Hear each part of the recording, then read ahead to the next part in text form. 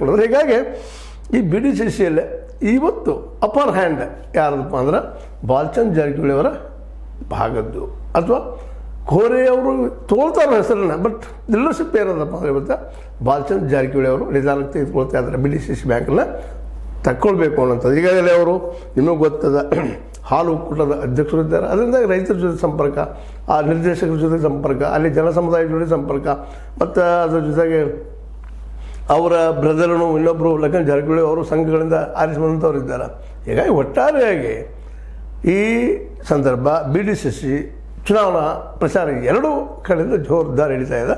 But ಇವತ್ತು ಒಂದಿಷ್ಟು ನಮ್ಮ ಬಾಲ್ಚಂದ್ ಜಾರಕಿಹೊಳಿ ಅವರ ನೇತೃತ್ವದ ಗುಂಪು ಬಲಿಷ್ಠ ಅನ್ನಿಸ್ತಾ ಇದೆ. ಬಟ್ ಯಾರು ಬಲ್ಲರು, ಭವಿಷ್ಯದಲ್ಲಿ ಏನಾಗ್ತದೆ, ಇದೇ ಒಂದು ಅಕ್ಟೋಬರ್ ಒಳಗಾಗಿ ಅನ್ನುವಂಥ ಆ ಡೇಟ್ ಬರೋದ್ರೊಳಗಾಗಿ ರಾಜಕೀಯದಲ್ಲಿ ಬೇಕಾದ ಸ್ಥಿತ್ಯಂತರಗಳಾಗ್ಬೋದು.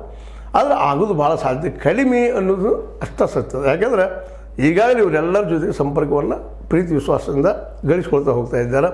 ಮತ್ತು ರಾಜಕೀಯದಲ್ಲಿ ಒಬ್ಬರೊಬ್ಬರು ಕಿತ್ತು ಹಾಕೋದು ಮಾಡೋದು ಇವೆಲ್ಲ ಕಾಮನ್ ಆಗಿದ್ದೇ ಇರ್ತವೆ. ಅದ್ರ ಬಗ್ಗೆ ಮೋಸ್ಟ್ಲಿ ಯಾರು ರಾಜಕಾರಣಿ ಚಿಂತನೆ ಮಾಡಲಿಕ್ಕೆ ಹೋಗಲಿಕ್ಕಿಲ್ಲ.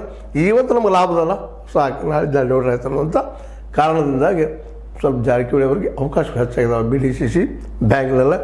ಅವರ ಒಂದು ಬೆರಳ ಕುಣಿತಕ್ಕ ಬಿ ಡಿ ಸಿ ಸಿ ಸಿಗುವ ಎಲ್ಲ ಸಾಧ್ಯತೆಗಳಿದ್ದಾವೆ ಅಂತೇಳಿ ಇವತ್ತು ಅನ್ನಿಸ್ತಾ ಇದೆ. ನಾಳೆ ಮತ್ತೆ ವಿಚಾರ ಮಾಡೋಣ ಅಂತ ಹೇಳ್ತಾ ಇದು ಆರಂಭದ ವಿಶ್ಲೇಷಣೆ. ಇದರಲ್ಲೇ ತಪ್ಪಿರ್ಬೋದು, ಸರಿನೂ ಇರ್ಬೋದು. ರಿಸಲ್ಟ್ ಯಾರ ಕೈಯಲ್ಲೂ ಇಲ್ಲ, ಭವಿಷ್ಯ ಯಾರ ಕೈಯಲ್ಲೂ ಇಲ್ಲ. ಮತ್ತು ಏನಿದ್ರು ಈಗ ಮತದಾರ ಕೈಯಿಲ್ಲದ, ಮತದಾರ ಏನು ಮಾಡಬಹುದು, ಈ ನಿರ್ದೇಶಕರನ್ನ ಆಯ್ಕೆ ಮಾಡುವಲ್ಲ ಬಿ ಡಿ ಸಿ ಸಿಯನ್ನು ಯಾರಿಗೆ ಕೊಡ್ಬೋದು ನಮ್ಮ ರೈತರು ಅನ್ನೋದನ್ನು ನೋಡ್ತಾ, ಇದು ನಿಮ್ಗೆ ಲೈಕ್ ಆಗಿರ್ಬೋದು. ಲೈಕ್ ಮಾಡಿ, ಶೇರ್ ಮಾಡಿ, ಕಮೆಂಟ್ ಮಾಡಿ, ಜೊತೆಗೆ ಸಬ್ಸ್ಕ್ರೈಬ್ ತಿಳಿಸಕ್ಕೆ ಹೋಗ್ಬೇಡ್ರಿ. S16 ನ್ಯೂಸ್ ಅರ್ಥಾತ್ ಹೇ ಸೀತಾರಾಮ ಸತ್ಯದ ಕೈಗಳಲ್ಲಿ ವಂದನೆಗಳು.